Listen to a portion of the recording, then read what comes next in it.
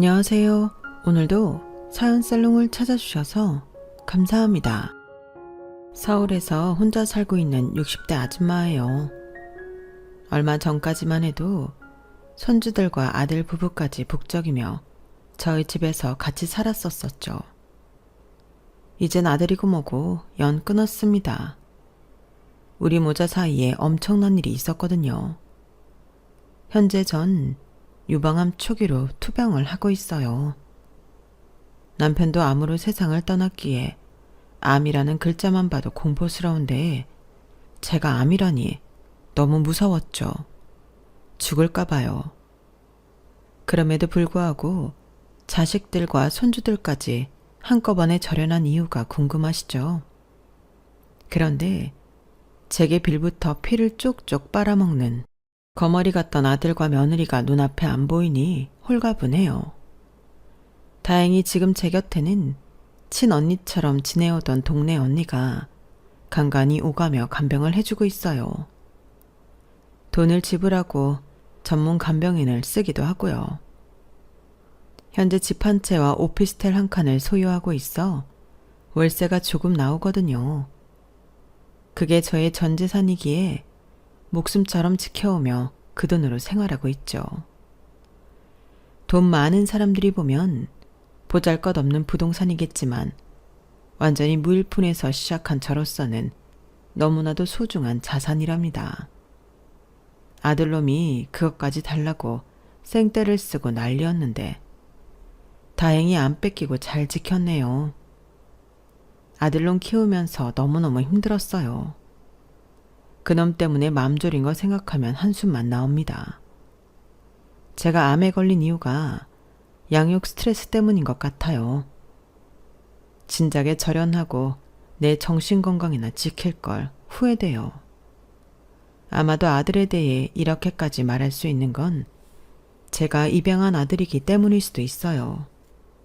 하지만 전 정말 우리 아들을 친자식 그 이상으로 공들여 키웠어요. 가슴으로 낳았다는 말이 딱 맞을 것 같아요. 우리 아들을 위해서라면 진짜 목숨도 내놓을 수 있을 것처럼 세상을 향해 납작 엎드려가며 키웠죠. 사고뭉치 아들의 뒷수습을 위해 자존심이고 뭐고 다 버리고 피해자들에게 눈물로 용서를 빈 게 한두 번이 아니거든요. 지금 와서 생각하니 그게 다 무슨 소용인가 싶어요. 근본적으로 내가 왜 입양식이나 해서 그 자식 때문에 속을 끓였는지 후회 막심입니다. 다행히 현재 유방암을 초기에 발견하여 적극적으로 치료받고 있어요. 착하고 성실하게 살아온 저 암을 극복하고 오래오래 살 수 있겠죠. 누구를 붙잡고 하소연할 것도 없기에 사연살롱에 제 이야기를 펼쳐내려 합니다. 사연살롱의 이야기들을 청취할 때면 내 친구며 내 가족이 겪은 일처럼 느껴지곤 했거든요. 마음속 고향 같은 구독자분들께서 제 이야기를 좀 들어주시면 제가 암을 이겨낼 원동력을 얻을 수 있을 것 같습니다. 부디 제 마음속의 응어리를 풀어주세요. 그럼 지금부터 시작해 볼게요. 제 어릴 적 기억을 더듬어 보면 우리 아빠의 마지막 모습이 가장 마음속에 크게 남아있어요. 제가 중학생 때였는데 낚시를 좋아해서 바다에 자주 가시던 아빠를 졸라 함께 갔더랬죠. 작은 배를 빌려 아빠와 저 둘만 타고 바다 낚시를 즐겼는데 갑자기 하늘이 어두워지면서 우르릉 쾅쾅 천둥 번개가 쳤고 이내 파도까지 밀려오더군요. 분명 출발할 땐 해가 쨍하니 비치고 날씨가 좋았는데 순식간에 그렇게 되니 저와 아빠는 너무 황당했죠. 얼른 다시 돌아가려고 배를 돌리고 모터를 가동했어요. 그런데 배의 모터가 말을 듣지 않는 모양이었어요. 미자야, 모터가 고장났나 보다. 아빠가 노를 저 무트로 돌아갈 테니 양손으로 배를 꽉 잡고 있으렴. 알았지? 네, 아빠. 근데 배가 너무 많이 흔들려서 무서워요. 아빠 조심하세요. 하지만 저 앞에서 밀려오는 파도는 어린 제가 봤을 때 정말 집채만 했어요. 마치 만화 속 괴물이 우리 배를 잡아먹는 것 같았죠. 그렇게 큰 파도가 밀려오자 우리 배는 그대로 엎어졌고 그 후론 기억이 없어요. 정신 차려보니 병원 응급실이었고 옆에는 물에 홀딱 젖은 아빠가 누워 있었어요. 마음만은 아빠를 목 놓아 부른다고 불러봤지만 제 목소리는 다 쉬어서 잘 나오지 않았어요. 의사들이 분주히 아빠에게 뭔가 후처치를 하는 듯 했으나 아빠는 끝내 깨어나지 않았죠. 전 나오지 않는 목소리로 엉엉 울었어요. 그리고는 그 후로 다시금 기억이 잘 나지 않아요. 아빠의 장례식이 어땠는지도 잘 모르겠어요. 제가 병실에서 정신이 들고 나니 제 앞에 고모의 얼굴이 보이더군요. 절 아주 무서운 눈으로 째려보고 있었죠. 그리곤 소리 질렀어요.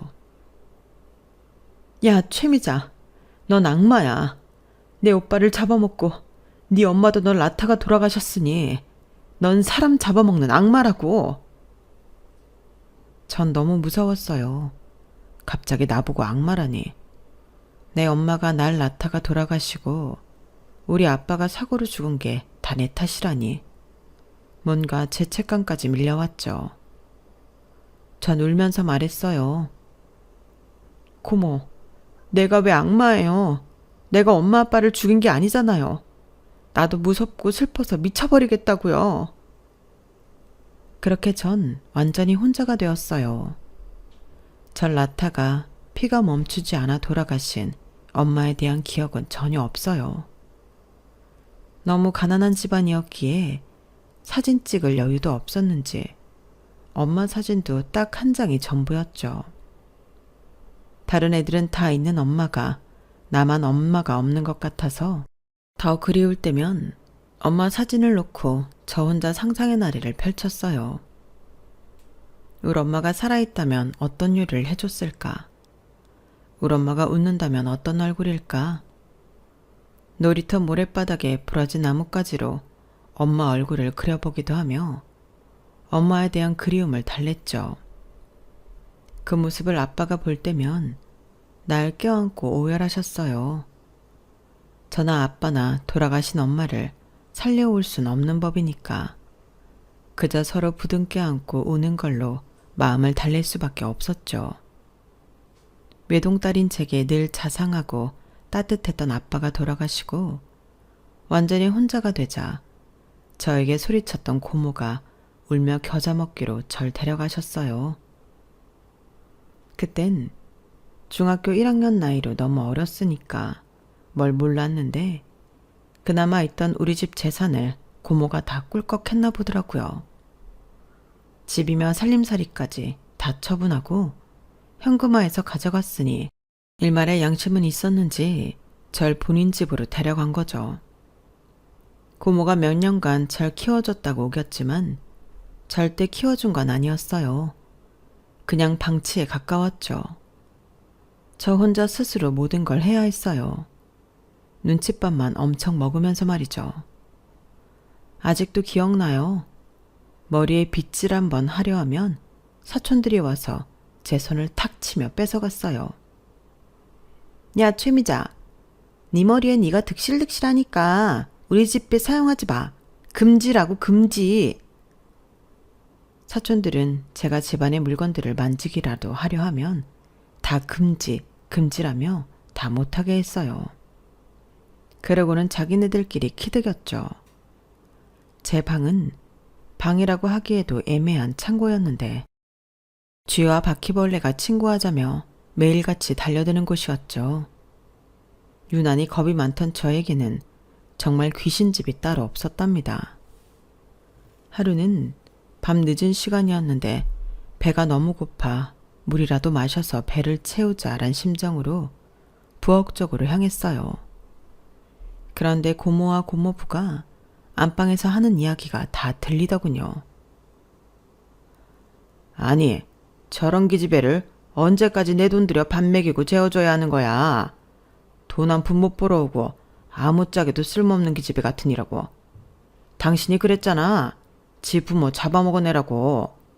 제가 우리 가족까지 잡아먹는 거 아냐? 아우 소름 끼쳐. 당장 쫓아내지 않으면 내가 나설 거야. 아우 알았어요 여보. 나한테 화 좀 그만 내요. 동트면 내가 말해서 옆 동네 고아원에 보내든지 딴 나라로 입양을 알아보든지 할게요. 헉, 고아원? 입양? 날 다른 나라로 보내버린다고? 고아원이며 뭐며 다른 곳으로 간다고 생각하니 너무 무서웠어요.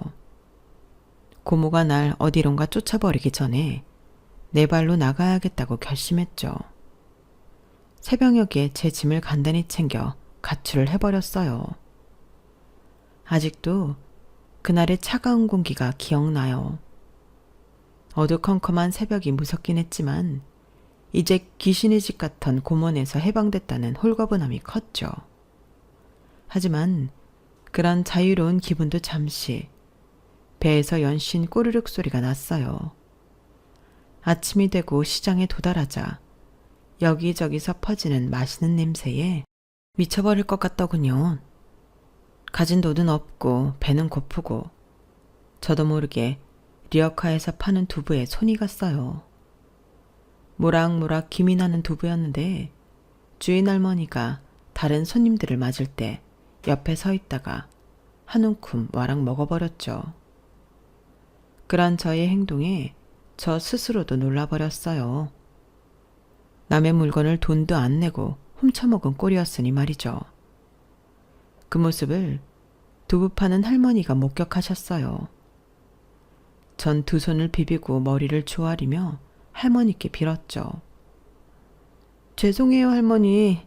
집에서 돈 없이 쫓겨났는데 너무 배가 고파서 그만. 두부가 맛있어 보여서 저도 모르게 손이 가버렸네요.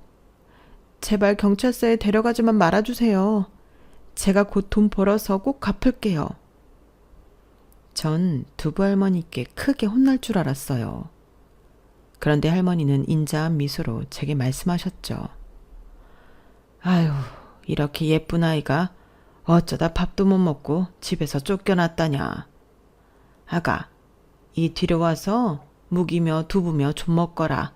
난 장사하고 있을게. 하며 할머니는 접시에 두부며 묵을 산처럼 쌓아 제게 주셨어요. 배가 고프니 입으로는 묵과 두부를 몽땅 몰아넣었지만 눈에서는 피눈물이 났어요. 할머니의 따뜻한 마음이 감사하기도 했고 마치 도둑년처럼 돼버린 내 삶이 안쓰럽기도 했기 때문이죠. 한참을 울며 먹기를 반복하다 잠시 짬이 난 할머니에게 그간의 사정을 다 말씀드렸어요. 아휴, 이 쬐깐한 아가씨한테 뭐 그런 일들이 다 벌어졌다냐. 하늘도 무심하시지. 오갈 데 없는 것 같으니 앞으로 우리 집에서 같이 살지 않으련? 내가 전쟁통에 가족 다 잃고 혼자 산 지 오래됐다. 쪽방 전셋집이긴 하지만 노숙하는 것보다 나으니까 우리 집으로 가자꾸나. 내가 앞으로 살면 얼마나 살겠니? 네가 뜻이 있으면 두부며 묵이며 만드는 법 알려줄 테니 날 도우면서 일을 좀 익히거라. 아, 이것도 다 고급 기술이라니까. 리어카의 두부와 묵을 만들어 파시던 꼬부랑 할머니와 저와의 동거가 그렇게 시작되었죠. 중학교를 다니다 가출해서 일을 시작했으니 저의 최종 흥역은 초졸이었지만 당장 먹고 사는 게 급했으니 학교에 갈 필요성을 못 느꼈어요. 배움에는 다 때가 있다는 걸 그때는 전혀 몰랐죠. 두부 할머니는 진짜 제 친할머니 같았어요. 손녀딸 대하듯 제게 밥도 차려주시고 제 머리도 따아주곤 하셨죠. 물론 저도 부지런한 성격이었기에 집안의 모든 살림을 도와드리려고 노력했고 할머니의 말씀처럼 두부와 묵을 맛있게 만드는 비법을 전수받았죠. 그렇게 5년 정도가 흐르고 제가 성인이 되었을 때 할머니는 마치 제가 어른이 될 때를 기다린 것 마냥 주무시다가 돌아가셨어요. 본인이 가실 날을 아신 건지 돌아가시기 며칠 전 절 불러다 이렇게 말씀하셨죠. 미자야, 넌 내 딸이자 손녀다. 마치 내 피부치 같아. 너랑 우연히 만나 지난 5년간 함께 살아온 게 이 할매한테는 얼마나 따뜻했는지 몰라. 연탄불을 안 때도 너와 한 집에서 하하호호 지내면 추운지를 모르겠더라니깐. 전쟁통에 아이며 남편까지 다 잃고 외롭게 살다가 널 만나서 말년의 호사를 누리고 간다. 할머니, 어딜 간다는 거예요? 괜히 그런 말씀하지 마세요. TV에 90살, 100살 넘어서까지 건강하게 사는 사람들 많이 나오잖아요. 할머니도 100살 넘겨서 우리 TV 한번 나가보자고요. 그러기엔 내 눈앞에 저승사자들이 왔다 갔다 하는구나. 이 할미는 얼마 남지 않은 것 같으니 이 집 보증금과 저 뒤주 속 돈통에 있는 돈, 리어카 같은 것들은 다 네가 갖도록 해라. 무기며 두부며 팔아서 돈 벌어다 시집가서 아이 낳고 꼭 행복하게 살아라. 아갔지 아가? 이게 할머니의 마지막 당부였죠. 벌써 40년도 더 전의 일이니 그때 당시 80세였던 할머니는 꽤 장수하신 편이었어요. 주변 상인들은 다 호상이라고 절 위로했지만 전 할머니의 부재가 너무 크게 다가왔어요. 가슴이 뻥 뚫린 것 같더군요. 꼬깃꼬깃 돈통에 모아놓은 현금을 안고 오열했죠. 내 가족이 돌아가신 것 마냥 슬펐어요. 하지만 할머니의 말대로 리어카로 두부 장사를 이어받아 열심히 살기로 했어요. 누구보다 더 성실히 일했죠. 그런데 어느 날 제 옆쪽으로 김치를 파는 또 다른 리어카가 등장했어요. 전 신경 쓰지 않는 척하며 평소처럼 김이 모락모락 나는 간 만든 두부요. 둘이 먹다가 하나 죽어도 모를 만큼 맛있는 도토리묵이 왔어요. 하고 외치며 판매하고 있었죠. 그랬더니 옆 리어카에서 김치를 팔던 총각이 더 크게 외치더군요. 김치요. 둘이 먹다 둘 다 죽어도 모를 만큼 새콤달콤한 김치요. 볶은 김치, 묵은 김치도 팔아요. 전 괜히 신경질이 팍 나서 김치 파는 총각한테 얘기했어요. 아니, 남의 말은 왜 따라하세요? 김치 총각도 뾰루통하게 말하더군요. 따라한 게 아니고 진짜로 만난 김치라서 그렇게 표현한 것 뿐이에요. 참, 얄밉더군요. 글로 들어온 돌이 박힌 돌 빼는 것 같은 기분이 들었어요. 혹시라도 손님들이 김치만 사가고 두부와 묵은 구경도 안 할까봐 신경 쓰였죠. 하지만 제 기호와는 달리 두부와 김치를 함께 사가는 손님들이 늘더군요. 야, 옆집 두부랑 이 볶음김치랑 먹으면 맛나겠다. 두부 세모랑 볶음김치 한 봉지 주세요. 그렇게 세트로 불티나게 팔리기 시작하더군요. 그러자 저와 김치총각의 리어카가 점점 가까이 붙었어요. 나중엔 둘이 상의해서 아예 세트 메뉴를 만들어 팔기도 했죠. 서로 윈윈하는 관계가 되어버린 거죠. 고된 하루의 장사를 마무리하며 몇 달이 지나서야 우린 사적인 대화를 하게 되었어요. 웬 총각이 김치를 다 만들어 파는 거예요? 김치 만드는 거 까다롭잖아요. 아, 고아원에서 자랐는데 김장철이면 고아원 아이들 모두 총출동해서 같이 만들었거든요. 그때부터 요리 자체에 관심을 갖게 되었죠. 어머, 저도 고아원에 버려질 뻔하다가 가까스로 고문에서 탈출했는데 덕분에 운 좋게 좋은 할머니를 만나 여기까지 오게 됐네요. 우리 공통점이 있네요. 고아원 이슈로 친해지게 될 줄은 몰랐어요. 김봉석. 이 남자는 저보다 1살 연상이었고 피차간에 가족이 없다 보니 빠르게 친해질 수 있었어요. 바로 옆에서 나란히 리어카로 장사하다 보니 늘 곁에 있었기에 의지도 많이 되었죠. 추운데 추운 데서 일해야 하고 장마나 눈이 와도 다 맞으면서 일해야 하니 하루 장사가 끝나고 나면 거지꼴이 되기 일쑤였어요. 그런 모습까지 다 함께하니 동지애가 생겼죠. 누가 사귀자는 말을 하지도 않았는데 우린 연인이 되었어요. 아니, 연인을 뛰어넘은 가족 같은 사이가 되었죠. 암묵적으로 돈만 좀 모이면 당연히 결혼하는 걸로 생각하고 있었어요. 자기야, 우리 열심히 돈 모아서 가게 보증금 얼른 마련하자. 지붕 있고 문 있는 곳에서 장사하면 좀 덜 고생할 것 같아. 그렇게 자리 잡고 나면 혼인신고도 하고 식도 올리고 하자. 아이 낳고 우리만의 가정을 꾸리는 거야. 우린 이 소소한 꿈을 위해 하루 종일 다리 아픈 것도 참고 서서 일했건만 목돈이 쉽게 모이진 않더군요. 그러던 어느 날 갑자기 시장을 밀어버린다며 공문이 내려왔어요. 지저분한 시장을 없애고 이 자리에 아파트를 짓겠다더군요. 그렇게 하루아침에 정들었던 시장에서 쫓겨나고 어디로 가야 할지 막막한 상태에서 남친이 제안을 했어요. 미자야, 이참에 우리 결혼하고 부부가 되자.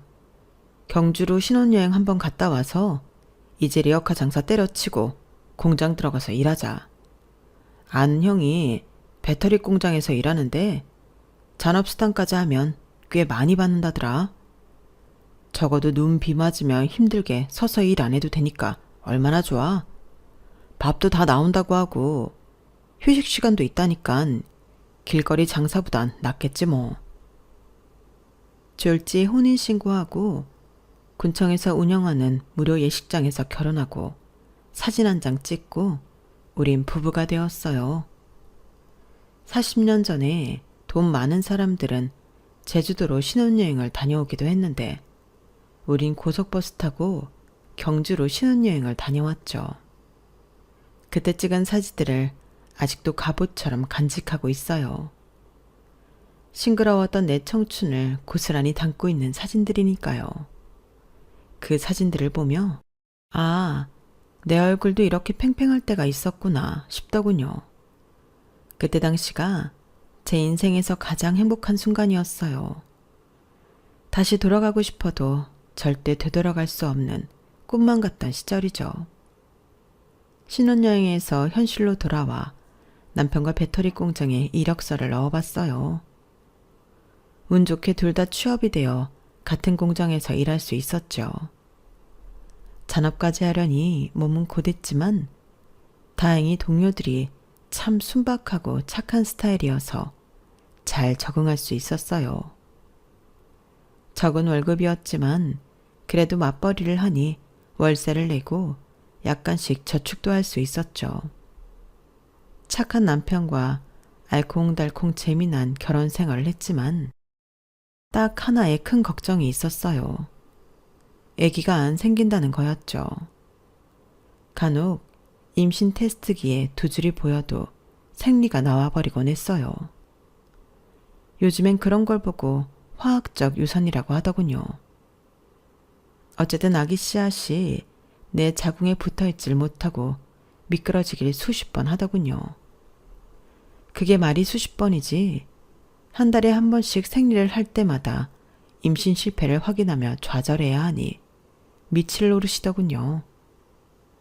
그때만 해도 지금처럼 난임에 대한 정부 지원이 많지 않은 때였어요. 없는 살림에 난임 시술을 하기까지 비용 걱정도 많았지만 몇 년간 제가 스트레스를 너무 많이 받으니 남편이 먼저 제안하더군요. 자기야, 듣자 네 시험관이며 난임 시술이 여자한테 힘들다고 하니 우리 딱 3년만 해보고 그래도 안 생기면 우리끼리 오붓하게 살지 뭐. 난 아이 없어도 자기만 내 곁에 있으면 돼. 진짜야. 자녀가 없어도 상관없다고 호언장담하던 남편이졌지만 아기들과 함께 봄 나들이를 하는 다른 가족 모습만 봐도 눈시울이 그렁해지던 남편이었죠. 그 누구보다 자식을 원하는 눈빛이 간절했어요. 전 최선을 다해보기로 했죠. 시험관 시술을 하다가 복수가 차올라 119에 실려가기도 하고 혈압도 높아지는 등 부작용도 많이 겪었지만 임신이 될 수만 있다면 뭐든지 다 하고 싶었어요. 하지만 직장을 그만둘 순 없었기에 계속 다니면서 작업 반장의 눈치를 보면서 시술을 계속 해나갔어요. 그러기를 2년 정도 흘렀을까? 드디어 임신에 성공을 했어요. 선명한 두 줄이 보이더군요. 혹시나 또 유산이 될까봐 한 달쯤 뒤에 남편에게 알렸죠. 여보, 우리 아기가 이번엔 내 뱃속에 착 달라붙어 있나 봐. 우리 임신 성공했나 봐. 뭐야? 정말? 진짜야? 나 애기 아빠 되는 거야? 고마워, 자기야. 아니지. 너무 크게 소리 지르면 혹시라도 잘못될 수 있으니까 나 혼자 뒷산 가서 소리 좀 지르고 올게. 너무 기뻐서 주체할 수가 없어서 말이야. 저보다 남편이 100만 배는 더 기뻐하더군요. 거의 오열을 하며 몇 날 며칠을 환호했어요. 전 적어도 아기 낳기 3개월 전 정도까진 돈을 벌자 싶어서 계속 공장을 다니고 있었죠. 어느덧 배가 좀 불러오고 임신 중기쯤 되었을까. 지금 생각해도 끔찍했던 사건이 공장에서 일어나고 말았어요. 폭발 사고가 있었던 거죠. 여느 때처럼 일을 하고 있는데 뻥! 소리와 함께 그 다음부터는 기억이 없어요. 눈 떠보니 병원이었죠. 가장 먼저 드는 생각은 내 뱃속에 아기였어요. 아, 아기. 내 뱃속에 아기가 있어요. 저 임신 중이에요. 내 아기 어떻게 됐어요? 내 아기. 여러 사람이 다치는 큰 사고였기에 응급실은 정신없더군요. 그 와중에 한 간호사가 너무 아무렇지 않게 말하고 갔어요. 정신이 좀 들어요? 아기는 잘못됐어요. 곧 수술 들어가야 해요. 목숨이라도 건진 게 어디예요? 그도 그럴 것이 그 사고로 목숨이 위태로운 동료들도 있었기에 제가 유산한 것쯤은 그들에겐 아무 일도 아니었는지도 모르겠네요. 하지만 저에겐 너무 큰 충격이었죠. 다행히 남편은 아주 작은 경상만 입었더군요. 미자야, 여보, 괜찮아? 하체에 화상을 많이 입었다던데 이 일을 어떡하면 좋아? 자기야, 우리 애기, 내 뱃속에 애기가 잘못됐대. 어쩌면 좋지? 걱정 마. 아기는 또 가지면 되지. 일단 자기 몸이 성한 게 제일 중요하니까 우리 다 잊읍시다. 살아줘서 고마워요. 하지만 그 사고 후 몇 년간 또 별짓을 다 해봤지만 아기는 생기지 않았어요. 그즈음 남편의 고향과도 갔던 고아원에서 한 달에 한 번 봉사활동을 하고 있었어요. 그런데 유난히 눈빛이 빛나던 아기가 있었죠. 17개월 된 남자 아기였는데 집에 돌아와도 제 머릿속엔 온통 그 아이 생각뿐이었죠. 도저히 안 되겠다 싶어 남편에게 큰 제안을 했어요. 자기야, 하루 종일 민철이 생각이 떠나질 않네. 우리 민철이 입양할까? 그런데 남편이 놀라며 얘기하더군요. 나도 그 얘기 꺼내려고 했어. 근데 입양이란 게 쉬운 게 아니니 자기 눈치만 보고 있었지. 민철이가 유독 우리 부부에게서 떨어지질 않더라고. 민철이 더 크기 전에 얼른 입양 절차 밟읍시다. 요즘 세상에는 입양하는 걸 굳이 쉬쉬하지 않지만 그때만 해도 입양에 대한 인식이 그리 좋지 않은 때라 우리 부부는 민철이에게 입양 사실을 비밀로 하기로 했어요. 아이가 좀 와일드하고 한시도 가만히 있지 않아서 키우기 힘들었지만 남자아이라서 더 활동적이겠거니 하며 하루 종일 따라다녔죠.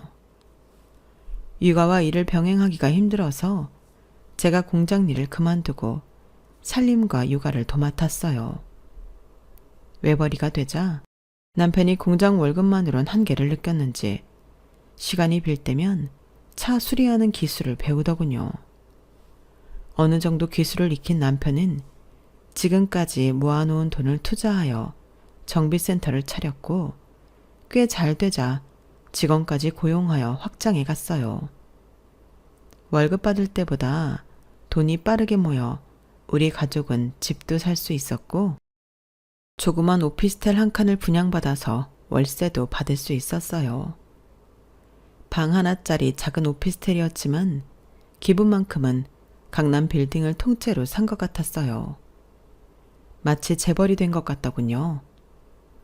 남편의 일은 순조롭게 풀렸지만 가정 내에서 저의 몫은 참으로 어려웠어요. 민철을 한 명 키우는 게 왜 이렇게 힘들고 어렵던지 살면서 겪지 않아도 될 일을 민철이 덕분에 다 겪어볼 수 있었죠. 입양한 우리 아들은 한마디로 문제아이자 비행 청소년이었어요. 아이일 때는 그저 장난이 좀 심한 정도로 받아들였죠. 초등학교 저학년 때 친구들과 숨바꼭질을 하다 차 뒤에 숨었는데 돌멩이로 자기 이름과 친구 이름을 차에 새겨 넣었다며 차주가 학교로 찾아왔더군요. 그 일을 계기로 남의 차를 조금이라도 훼손하면 안 된다고 신신당부하며 혼내고 확실히 타일러줬죠. 하지만 그때뿐이었어요.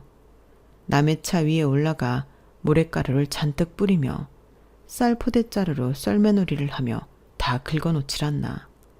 타이어를 빵꾸 내질 않나. 그때마다 생활비로 차주가 입은 손해를 메꿔줘야 했죠. 허리가 기역자로 꺾여서는 죄송하다고 100번도 넘게 사과하면서 말이죠. 아무리 혼내봐도 눈 하나 깜짝을 안 하더군요.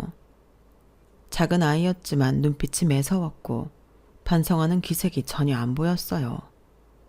아주 맹랑한 아이였죠. 바늘도둑이 소도둑 든다고 중학교에 가고 사춘기가 되자 아이가 저지르는 범죄의 차원이 달라지더군요. 이제 엄마인 제게 심한 말까지 서슴없이 해댔어요. 김민철, 아직 중학생인 네가 편의점에서 담배 안 준다고 집기들을 다 부쉈다고? 그게 말이나 돼? 이번엔 엄마가 막아줄 수가 없겠다. 이건 완전히 범죄라고. 소년원에 가든지 말든지 판결 나오는 대로 해야지 뭐. 엄마, 이럴 수 있는 거야? 다른 부잣집 엄마들은 자식이 이런 일에 걸려서 다 이리저리 빽 써서 빼주기 바쁘던데 이럴 수 있는 거야? 우리 집이 아무리 거지 같아도 그렇지. 당장 변호사든 뭐든 돈 써서 나 빼주라고. 엄마가 나 키워주기 위해 한 게 뭐 있어? 맨날 집에서 밥이나 하고 빨래나 하면서 나한테 해준 게 뭐가 있냐고. 뭐? 이놈의 새끼가 진짜. 내가 여태껏 너 사고 친 거 뒷수습한 게 수십 번이다. 피해자한테 가서 무릎 꿇고 빈 것만 10번이 넘는다고. 집안일은 뭐 저절로 돌아가는 줄 아니? 네가 처먹은 밥값만 해도 쌀이 몇 가만인데 이 배은망덕한 놈. 기어이 소년원까지 들락날락거리던 아들은 다니던 학교를 자퇴하더군요. 제발 자퇴만은 막으려던 저희 부부의 만류에 아들은 보란듯이 전신 문신을 하고 나타났어요. 남편도 저도 놀라 자빠질 뻔했죠. 야, 김민철, 너 팔 그거 대체 뭐야? 안 되겠다. 우통 벗어봐. 아, 용이며 호랑이며 네 몸이 도와지냐? 왜 문신을 몸 전체에 하고 나타났어? 네가 무슨 조폭이야? 남편은 아무 말 안 터니 화가 나서 아들의 뺨을 찰싹 때렸어요. 그러자 아들도 가만히 있지 않고 남편의 몸을 밀치며 반항하더군요. 그때 처음으로 아들을 입양한 걸 후회했죠. 덩치가 커지자 또 무슨 짓을 벌이고 다닐지 걱정이 되더군요. 하루도 편히 잔 날이 없는 것 같아요. 남편도 마찬가지였죠. 망나니 아들 때문인지 카센터 운영이 힘들어서인지 남편이 덜컥 췌장암에 걸려버렸어요. 소식을 들었던 그 순간이 아직도 잊혀지지 않습니다. 제 인생에서 가장 좌절스러운 순간이었어요. 여보, 그게 무슨 말이에요? 갑자기 웬 췌장암? 췌장이 어디에 있는 장기인지도 모르는데 거기 암이 생겼다고요? 의사가 6개월 얘기했다고? 그럼 6개월 후엔 당신이 죽기라도 한다는 거야, 뭐야? 그 의사 돌팔이 아니야? 우리 남편은 절대 안 죽어. 얼마나 튼튼한데. 아, 참. 그러게, 걱정하지 마, 미자야. 난 이겨낼 수 있을 거야. 당신이 해준 집밥 먹으면 100살까지도 살 수 있을 테니 너무 그렇게 울지 말어. 우리 부부의 간절한 바람과는 달리 남편은 집밥은커녕 음식물을 먹는 족족 다 토했고 정말 뼈만 남은 채로 말라갔죠. 남편의 목숨을 조금이라도 연장시키기 위해 간절하게 간병했어요.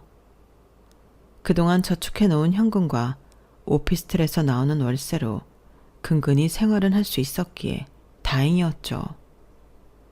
제가 시장이라도 가야 할 때가 오면 자퇴하고 집에서 누워만 있던 아들에게 남편의 간병을 잠시 맡겼어요. 그러나 망나니 아들놈이 제대로 할 리가 없었죠. 엄마, 전화를 왜 이렇게 늦게 받아? 아빠가 염소똥 마냥 똥을 좀 지린 것 같은데 엄마 빨리 와서 치워. 냄새난단 말이야. 뭐? 그 정도는 네가 할 수 있잖니. 네가 엄마보다 힘이 더 센데. 그것도 못해? 엄마가 저번에 알려줬잖아. 아우, 난 못해. 너무 더럽다고. 내 손에 묻기라도 하면 어떡해. 그러게 집 비우지 말라니까. 왜 나한테 시키고 지랄이야 진짜. 정말 페루나가 따로 없었어요. 오죽하면 꺼져가는 촛불처럼 오락가락하던 남편이 제게 말하더군요. 여보, 내가 가고 나면 저 녀석 당신 혼자 감당하기 어려울 것 같아. 이쯤에서 파양합시다. 마치 유언 같던 남편의 제안이었지만 또 파양이라는 게 쉽지만은 않더군요. 일단 남편의 생명을 조금이라도 연장시키는 게 제 목표였기에 간병에 매달렸죠. 하지만 저의 노력이 무색하게도 남편은 10개월 정도 투병하고 저 세상으로 가버렸어요. 완전히 멘붕에 빠져 어떻게 장례를 치렀는지 기억도 잘 안 나네요. 배터리 공장에서 잠깐 같이 일하며 친언니처럼 지냈던 선자 언니가 곁에서 많이 도와주었어요. 선자 언니는 공장에서 한 1년 정도 일하다가 애 딸린 이혼남과 결혼했는데 그 남자 집안이 워낙 부자여서 강남 사모님이 되어 있었어요.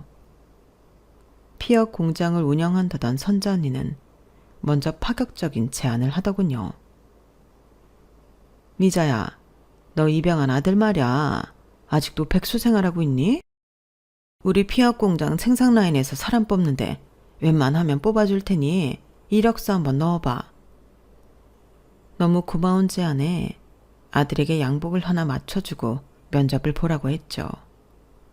선자 언니의 입김 덕분인지 아들은 취업이 됐다며 좋아하더군요. 그래도 직장에 다니니 조금 사람다워지더군요. 그전엔 정말 어디로 튈지 모르는 망나니 같았는데 이제야 인간으로 거듭난 것 같았어요. 취업한 지 1년쯤 지나자 공장에서 격리 일하던 여직원과 결혼하겠다며 대뜸 데려오더군요. 엄마, 나 결혼할 여자 데리고 왔어요. 얼른 나와서 인사해요. 내 섹시 될 사람 임신했으니까 말 조심하고요. 알았죠? 뭐? 갑자기 여자친구? 임신까지 했다고? 안녕하세요, 어머님. 저 입덧이 심해서 그런데 소파에 좀 앉아 있을게요. 무슨 오피스텔도 한 칸 있다고 해서 집도 넓을 줄 알았는데 그리 크진 않네요. 아들이 우리 며느리감이라고 데려온 아가씨가 집에 들어오며 뭐라 궁시렁대자 담배 냄새가 심하게 나더군요. 아니 아가씨, 임신했다면서 혹시 담배 피워요? 그럼 아기한테 너무 안 좋을 것 같은데? 내가 못할 말한 것도 아닌데 아들놈이 제지하고 나서더군요. 에이씨, 엄마, 내 색시 임신했는데 스트레스 줄 거야 진짜? 담배는 세계적인 기호식품이라고. 아, 내 엄마지만 너무 무식하다 진짜. 뭐라고? 너 진짜 엄마한테 그렇게 예의 없게 말할 거야? 네 여자친구 앞에서? 그 아가씨와 아들은 천생연분 커플인 건지 아들처럼 전신에 문신으로 도배했더군요. 하얀 피부가 아까울 따름이었죠. 어쨌든 손주까지 가졌다고 하니 월세 받던 오피스텔 세입자를 내보내고 아들 부부를 살게 했어요. 이미 혼인신고까지 마쳤다고 하니 좋으나 싫으나 부부로 인정할 수밖에 없었죠. 그런데 손녀딸인 체리를 낳고 1년 후쯤 맞벌이를 해야 하니 손주를 맡아달라고 하더군요. 어머님, 오피스텔에 매일 오셔서 아기 좀 봐주세요. 저도 애기 아빠랑 같이 돈 벌어야 하지 않겠어요? 저희가 돈이 없으니 용돈은 못 떼어요. 애 봐주는 돈을 못 준다고 너무 당당히 말해서 정말 얄미웠어요. 하지만 집값이며 물가가 미친 듯이 비싼 요즘 세상에 젊은 애들이 맞벌이 하겠다는데 도와줘야겠다고 생각했죠. 오피스텔이 우리 집에서 좀 먼 곳에 있었기에 한 4개월 정도 출퇴근하듯 다니다가 합가를 제안했죠. 엄마, 그럼 우리가 화장실 딸린 안방 쓸게요. 엄마가 문간방으로 옮기면 어떨까요? 우린 아직 신혼이잖아요. 모든 게 괘씸하기 그지 없었지만 그렇다고 내 명의의 집이 어디로 가는 건 아니니 아들 부부가 원하는 대로 최대한 맞춰줬어요. 특히나 손녀딸 체리는 정말 눈에 넣어도 아프지 않을 만큼 예뻤거든요. 늙음하게 아기 보는 재미에 푹 빠졌죠. 어머님, 저희 여행 좀 다녀올게요. 뭐? 난 요즘 무릎이 아파서 여행은 힘들 것 같은데. 누가 어머님이랑 같이 간대요?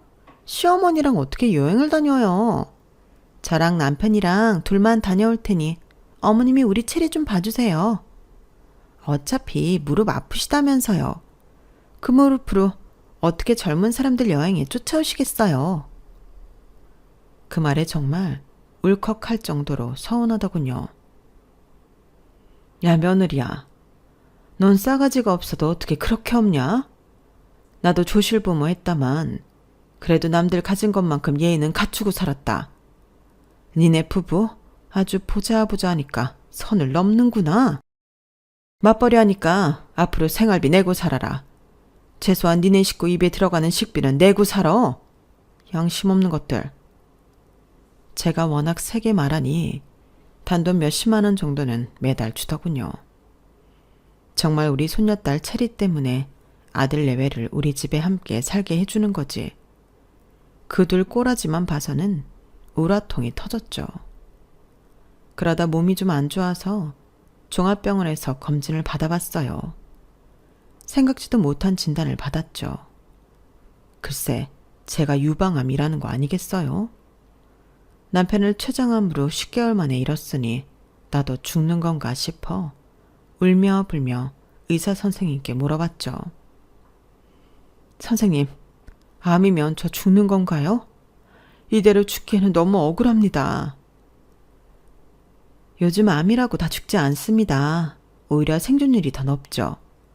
유방암 초기이니 치료만 잘 받으면 얼마든지 장수하실 수 있습니다. 너무 걱정 마세요. 그래도 암이라는 글자 자체가 너무너무 무서웠어요.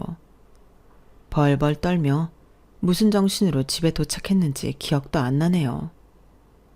아들 부부를 앉혀놓고 흐느끼며 말했어요. 이 애미가 암이란다. 유방암 초기래. 앞으로 치료받으러 다니느라 체리를 잘 못 봐줄 것 같으니 며느리가 당분간 일을 쉬든지 해라. 엄마, 아빠도 췌장암으로 죽었잖아. 엄마도 암이라고? 그럼 나도 암 유전자라도 있는 거 아냐? 아우, 깨름직해. 어쨌든 알았어요. 어쩔 수 없이 우리 마누라 전업주부 시켜야겠네. 에휴.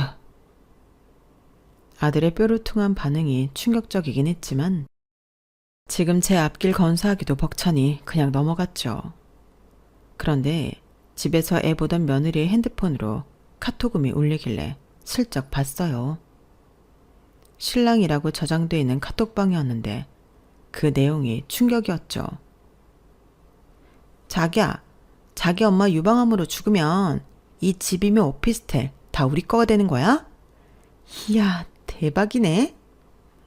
그러게, 오피스텔 한 칸이긴 하지만 우리 건물주 되는 건가? 분명히 우리 엄마가 쟁여놓은 현금도 있을 거야. 엄마 돌아가시기 전에 내가 슬쩍 떠봐서 잘 챙겨 놓을게. 걱정 마 여보. 전 손이 바들바들 떨릴 정도로 비참했어요. 그날 저녁 아들 부부를 불러 앉히고 따져 물었죠. 아들 폰이든 며느리 폰이든 핸드폰 카톡방 한번 까봐라. 내 눈앞에서 지금 당장 말이야. 아이씨, 피곤해 죽겠는데 뭔 카톡방을 깔아 말아요 엄마. 아까 다 봤다. 내가 유방암으로 죽으면 이 재산이 다 니네 거라고? 그게 지금 병치료하는 엄마한테 할 소리냐? 재산? 어린 반푼어치도 없는 소리 하지 마. 어머 어머님, 말이야 바른 말이죠 뭐. 누가 어머님 당장 죽는데요? 언젠가 돌아가시면 모든 재산이 아들인 이 사람 거 되는 거잖아요. 별 얘기도 아닌 것 가지고 이렇게 따지실 거예요 정말? 그리고 어머니 항암 치료 받는다고 자꾸 토하고 그러는 거 비위상해요. 집에서 멀리 떨어진 암 전문 요양병원 알아봐 놨으니까 거기 가서 치료 받으세요. 우리 체리 교육상 머리 다 빠진 암 걸린 할머니랑 있는 것도 안 좋을 것 같네요.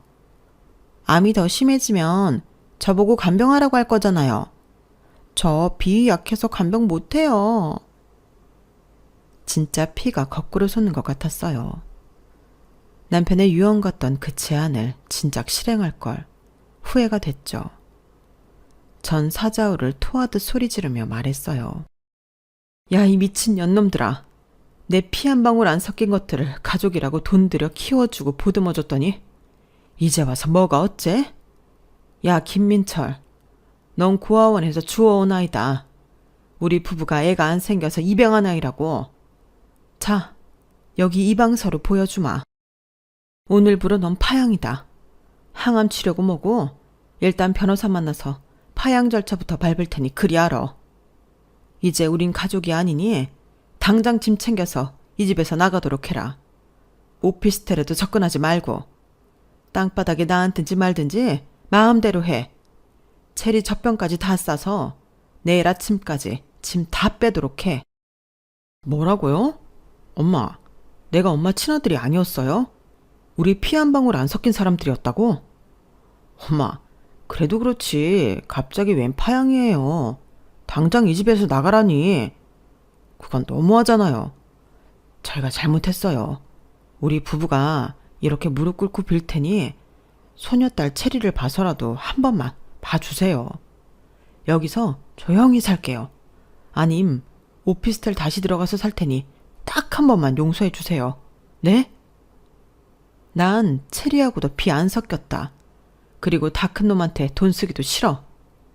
그동안 이 집에서 빌부터 살면서 해외여행이며 백화점 쇼핑이며 잘 쓰고 살더니 이제 와서 돈 없다 질질 짜냐? 아까 말했듯이 내일 아침까지 이삿짐센터 불러서 짐 다 빼라. 내가 다시 안방 쓰면서 살련다. 아들 부부는 제 양말에까지 눈물을 적시며 빌었지만 돌이키고 싶지 않았어요. 망나니 아들 때문에 속 끓이고 산 수십 년의 세월 탓에 내가 암에 걸릴 것만 같았거든요. 날이 밝고 변호사를 찾아가 파양 절차를 밟았어요. 항암 치료도 미루고 최대한 파양 절차를 빠르게 마무리 지어달라고 부탁했죠. 이제 전 민철이와 법적으로 완전히 남남이 되었어요. 미운정, 고운정이라던데 고운정은 전혀 남아있지 않습니다. 다만 잠시나마 키워줬던 소녀딸 체리가 가끔 생각날 뿐이네요. 이젠 오롯이 저 혼자만을 위해 살 거예요. 지금까지 먹고 사느라, 식구들 뒤치다꺼리 하느라 신경 못 썼던 나라는 존재를 좀 위해주며 살려고 합니다. 전국에 계신 전업주부님들, 가족을 위해서 너무 희생만 하지 마세요. 그러다 저처럼 이용만 당하다 늙고 병들 수도 있잖아요. 물론 효자, 효녀, 좋은 남편이 옆에 계신 분들도 있겠지만요. 전 좀 특별한 케이스였지만 말이죠. 자기 자신을 아끼고 사랑해 주셨으면 좋겠어요. 이 세상에 단 하나뿐인 존재잖아요. 제 긴 글을 읽어주셔서 감사합니다. 힘을 받아 항암 치료 열심히 해서 건강해질게요. 저에게 힘을 주세요. 건강이 최고죠? 정말 건강하세요. 여러분, 사연 댓글에 응원과 현명한 조언 부탁드려요. 좋아요와 구독은 저에게 큰 힘이 됩니다. 오늘도 좋은 일 가득하세요.